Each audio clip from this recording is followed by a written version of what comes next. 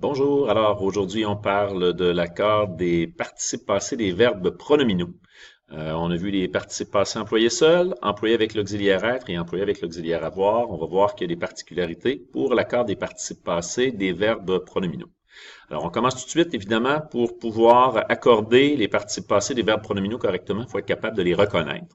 Donc, comment on reconnaît un verbe pronominal? Il y a deux choses qu'il faut remarquer. D'abord, la présence du pronom réfléchi entre le sujet et le verbe. Je te donne un exemple et je t'explique. Ils se parlent tout haut. Alors, tu vois, j'ai le pronom se. C'est de ça qui est question quand on parle d'un pronom réfléchi. C'est un pronom qui reprend la même personne que le pronom qui est sujet. Donc, entre le verbe et le sujet, j'ai un pronom. Ils se parlent. Vous aimez beaucoup. Alors, j'ai le verbe aimer. Entre le verbe et le sujet, j'ai un pronom qui reprend la même personne que ce que j'ai dans le sujet. Et par exemple, un contre-exemple ici, bien, il me chante une chanson que j'adore. J'ai effectivement un pronom entre le verbe et le sujet, mais ce n'est pas la même personne. Donc ici, c'est pas un pronom réfléchi. Donc pour reconnaître un verbe pronominal, ça me prend le pronom réfléchi. Mais autre truc, ben on va remarquer que lorsque je le conjugue au passé, je vais devoir utiliser l'auxiliaire être au temps composé. Encore une fois, quelques exemples. Il s'est permis de me contredire. Donc, le verbe ici, j'ai le pronom réfléchi, S' avec le il, mais on ajoute aussi, puisque je suis à un temps composé, l'auxiliaire être. Nous nous sommes parlé pendant le déjeuner. Alors, encore une fois, j'ai l'auxiliaire être et j'ai le pronom réfléchi, nous, qui revient entre le sujet et le verbe. Donc voilà pour reconnaître les verbes pronominaux. Maintenant, il y a aussi autre chose qu'il faut distinguer. Il faut distinguer les deux types de verbes pronominaux. Donc, il y a les verbes qu'on dit essentiellement pronominaux. Ben, le nom l'indique. Qu'est-ce que c'est? Ça veut dire que c'est des verbes qu'on peut employer uniquement à la forme pronominale. Dans ces verbes, le pronom n'a pas de fonction. Donc, ce qu'il faut retenir là, les verbes essentiellement pronominaux, quelques exemples de verbes essentiellement pronominaux, s'évanouir, se méfier, s'acharner. Évidemment, je peux pas dire je évanouis. Hein? Je peux pas évanouir quelque chose. Je peux pas méfier. Je peux seulement me méfier. Tu te méfies. Vous vous méfiez. Daniel se méfie. Patrick se méfie. Bon, vous comprenez le principe, là. Tous ces verbes-là sont des verbes qui ne peuvent être utilisés que sous une forme pronominale. Il faut savoir qu'il existe une liste complète, détaillée des verbes pronominaux qu'on peut consulter. D'ailleurs, il y a des sites web où on peut trouver cette liste-là de façon assez simple. Et il y a les verbes occasionnellement pronominaux, c'est-à-dire les verbes qui ne sont pas toujours pronominaux, qui sont utilisés de cette façon-là à l'occasion. Donc, je peux les utiliser sans le pronom réfléchi. Par exemple, se battre. Alors, je peux me battre, tu peux te battre, alors tu te bats, mais je peux aussi battre un œuf, je peux battre quelqu'un lors d'une activité, lors d'un jeu, lors d'une partie, etc. Même chose pour parler, je peux parler à quelqu'un, je suis pas obligé de me parler. Donc, hein, c'est des verbes pour lesquels on a un choix. Ils sont pronominaux, mais à l'occasion seulement. Pourquoi on insiste pour distinguer les essentiellement pronominaux des occasionnellement pronominaux? Parce que ça va nous faciliter la vie après pour les accorder, les participes passés. La règle n'est pas la même. Allons-y avec les règles d'accord.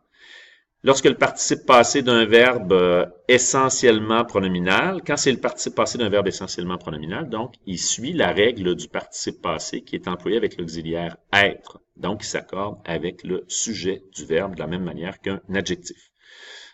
Alors, qu'est-ce que ça donne?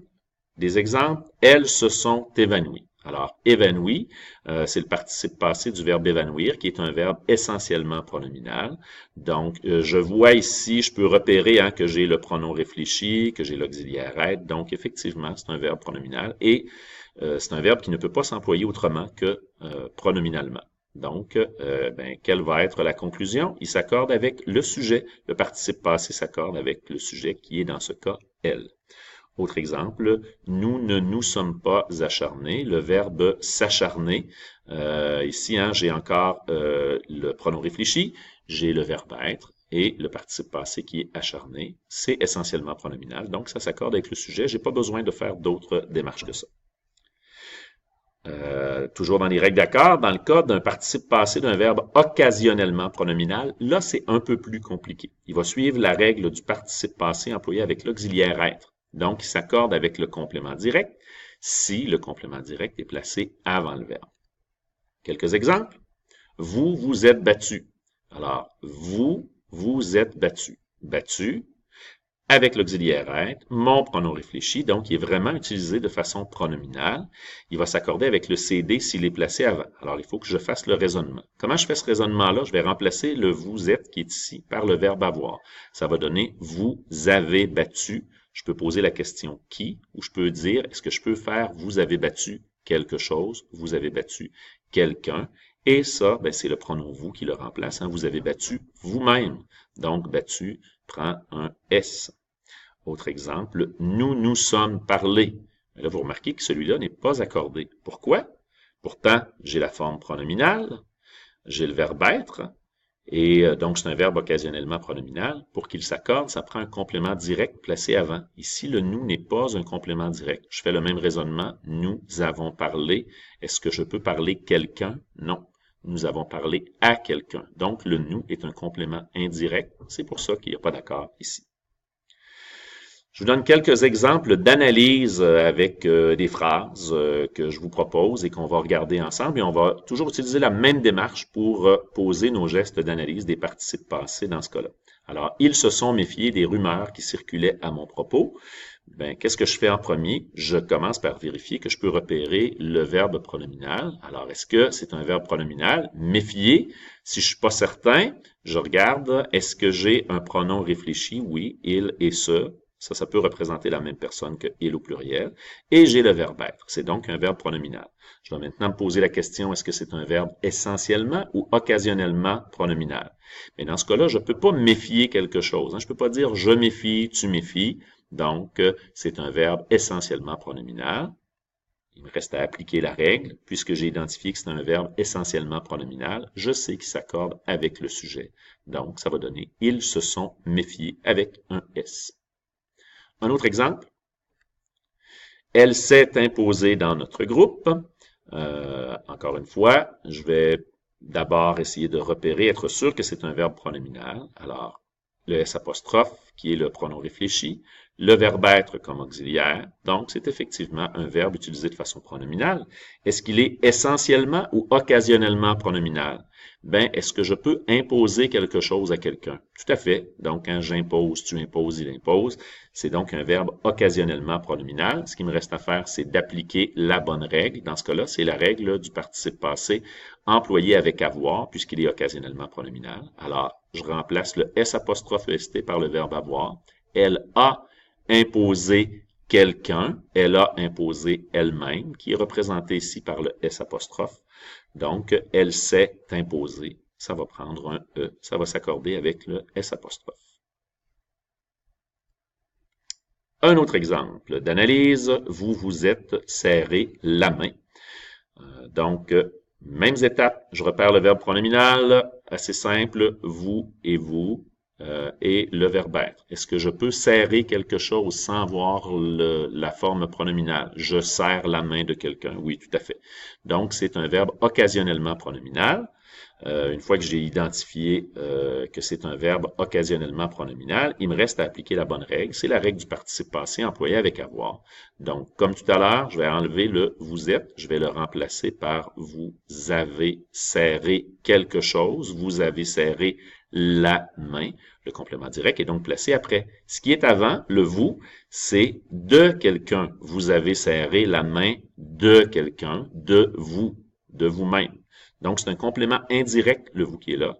Il n'y aura pas d'accord, puisque le complément direct est placé après. Vous vous êtes serré la main. Dernier exemple, nous sommes très fiers de la maison que nous nous sommes construits. Alors, nous sommes très fiers de la maison que nous nous sommes construits. Je repère le verbe pronominal, mon participe passé construit. Avant, j'ai le nous et le nous, donc pronom réfléchi entre le sujet et le verbe. Et l'auxiliaire, c'est bien le verbe être. Est-ce que le verbe construire est un verbe essentiellement pronominal ou un verbe occasionnellement pronominal? Évidemment, tu devines que c'est un verbe occasionnellement pronominal, pardon. Je peux très bien utiliser le verbe construire sans le pronom réfléchi. Je peux construire quelque chose, tu construis, nous construisons, vous construisez. Voilà. Donc, j'applique la règle qui est la bonne règle, c'est-à-dire celle du participe passé employé avec avoir. Qu'est-ce que ça va donner? Nous avons construit quelque chose. Nous avons construit que qui remplace la maison. Donc, nous avons construit quelque chose, la maison. Ça va donc donner la maison que nous nous sommes construite avec un E pour marquer le féminin. Voilà, ça termine les explications que je voulais te donner sur le participe passé du verbe pronominal. À partir de là, d'après moi, tu devrais être capable de te débrouiller pour le reste.